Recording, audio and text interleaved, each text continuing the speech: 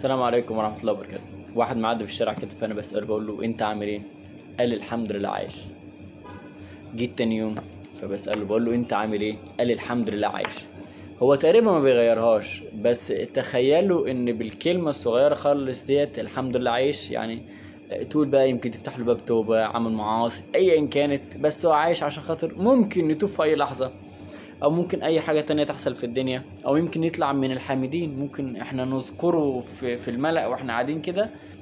ده لقيت واحد بيقول الحمد لله وعايش. الراجل اللي انا كل شويه بساله بقول له انت عامل ايه، يقول لي الحمد لله عايش. تخيلوا ممكن يذكر كده في الملأ. ربنا يسترنا عليكم ويجعلكم عايشين يا رب العالمين. ربنا يستر عليكم والدوام بالله وحده. السلام عليكم، اشوفكم في فيديو جديد. وقولوا بس كده في الكومنتات انت بتقول الحمد لله ليه. لو بتعجبك الفيديوهات وعايز تشوف خلقتي دي تاني، يعني اذا تكرمت ممكن بس تعمل لي لايك او متابعة، هتلاقيني بعد كده معاك على طول. السلام عليكم، في رعاية الله.